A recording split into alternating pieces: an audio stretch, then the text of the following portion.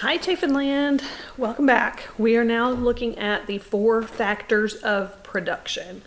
Now you may have never heard that term, but we're going to learn about it today. So make sure you have your guided notes, you have something to write with, and you are ready to go because we're getting started.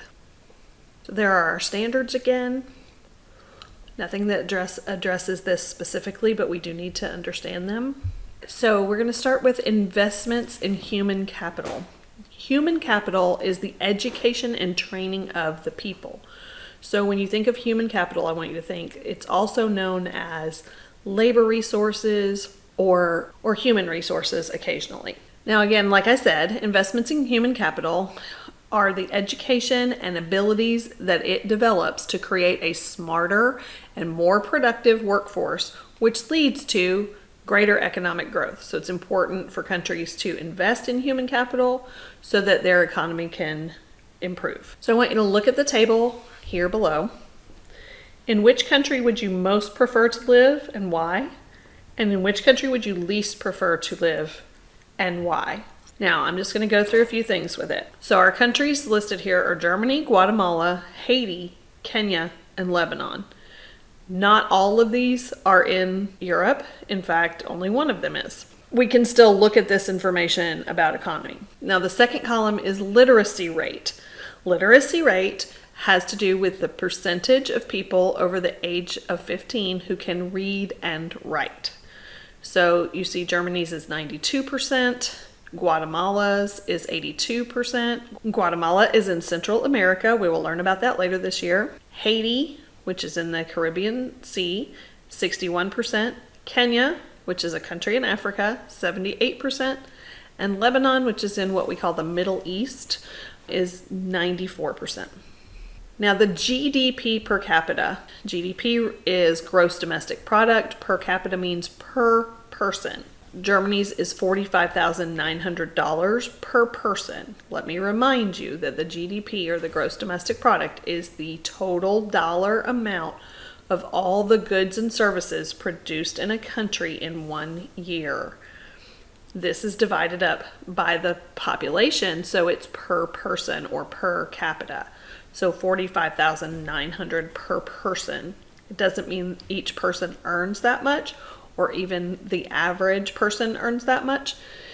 It has to do again with just the total number of goods and services in the country. Guatemala's 7,500, Haiti 1,800, Kenya 3,100, and Lebanon 18,000.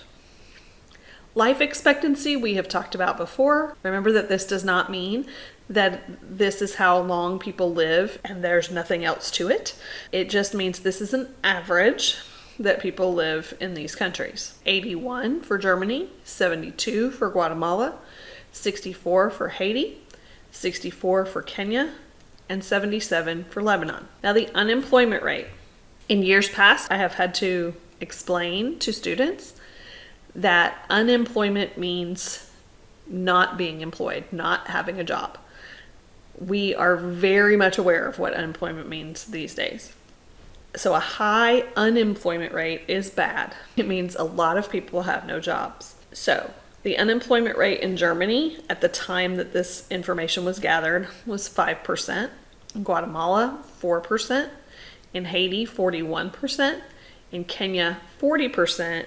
Now you will see that Lebanon says NA, or not applicable. It really just means that they did not have the information. So on your notes, make sure that you give the answers to which country you would most prefer to live in and why, and which you would least prefer to live in and why. Now this is the same table, and it says there's a relationship between literacy, the literacy rate, and human capital. Remember, human capital is the education and training that people are given in terms of people's ability to produce income and have a better life. And that makes sense, right? Because if you can read, you can learn. If you can learn, you can improve your work skills and get a better job that pays a better salary.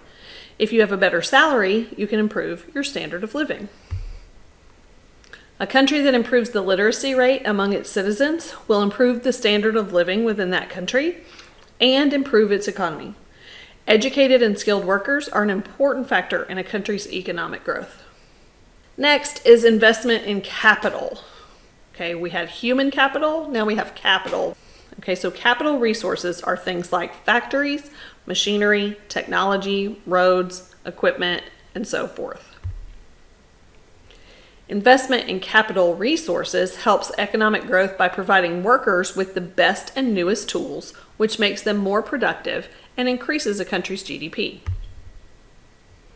Most European countries have good education systems and strong capital investment. So here's that table again, but we have a different question this time. So I want you, again, looking at your notes, what could the countries of Haiti and Kenya, look at this table, do to make their economies stronger and more like the economy of Germany? What could they change to make things more like Germany? The third factor of production is natural resources. Natural resources are materials or substances that occur in nature and can be used for economic gain. And so we have several examples down here at the bottom of the slide. Wind is a natural resource. It's not something you can grow or mine for, but it is a resource. Coal, biomes, in this case, biomas are environments, basically. Propane, uranium, water, natural gas, sun, and petroleum. Natural resources are the fuel for industry. They make industry happen. And they are a source of income when they're exported to other countries. From our geography studies, which countries in Europe have many valuable natural resources? Like maybe this one. Let's see if we can remember what that is. And this one. And this one. So the first one is Germany. I hope you recognize that. I'm almost sure you recognize the second one is Russia. And the third one is United Kingdom. You may remember this from our location, climate, and natural resources. The fourth factor of production is entrepreneurs. An entrepreneur is someone who has an idea for a good or service and takes the risks to produce it. They use human resources or human capital. They use capital resources or just capital. And they use natural resources to produce their product. So quick review. Our four factors of production are human capital, the education and training of workers, capital resources, the technology and equipment and factories that are needed to do their jobs, natural resources, which are often made into other things, and entrepreneurs who create the businesses using all of those other things. So those are our four factors of production. Great job. Review the video if you need to. Bring me any questions you have. Someone else might have the same ones. We can talk about that in class. And always remember that you are seen, you are known, you are cared for, and you are loved.